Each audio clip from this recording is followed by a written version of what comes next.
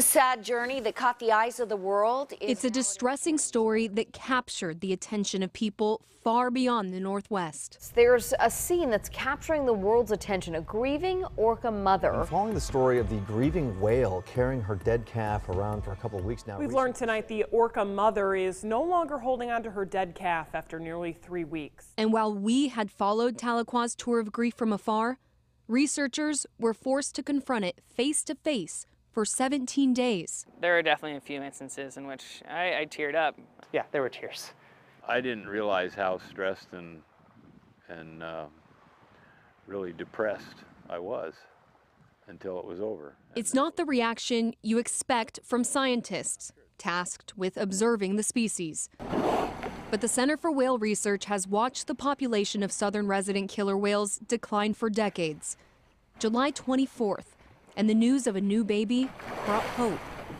We left and we went across the strait thinking, we were about to document the first new calf in 3 years. And we were excited. It was going to be a really special day. And then by the time we got there, kind of just that moment of realization that it was already dead was pretty brutal. Tahlequah's newborn daughter survived just 30 minutes, but the mother's mourning would last much longer. It was my worst days that I've ever had on the water. We're watching J35 carry that calf. I felt like I was carrying 400 pounds on my back too. After more than 17 days, researchers finally got that relief when Ken Balcom looked out of his property, saw J35 swimming by, no calf in sight. Finally, back to her old self. I took telephoto pictures of it at a distance, and I thought, that's her. She's excited and vigorous. It's such a relief. And with that relief came time to reflect on why this whale refused to let go for such an unprecedented amount of time, and why her story resonated with people all over the world. We are watching this mother who did just lose a child. For Taylor Shedd of Soundwatch, it was an intimate look at one of the most painful experiences imaginable. Lots of people have gone through, the pain of losing a loved one or even a child. To just see it in another species that we find a kinship with, I think just resonated with a lot of people. I felt like I had to document it every day. I didn't feel good about it. I just felt it had to be done. We had to let the world know.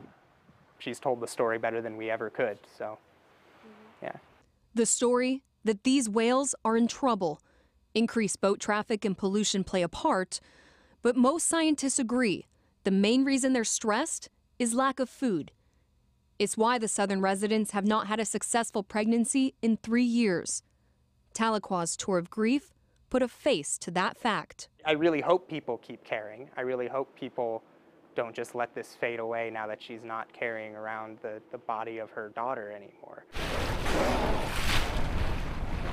Because if something isn't done soon to get these orca more food, researchers say her next pregnancy will likely share the same fate.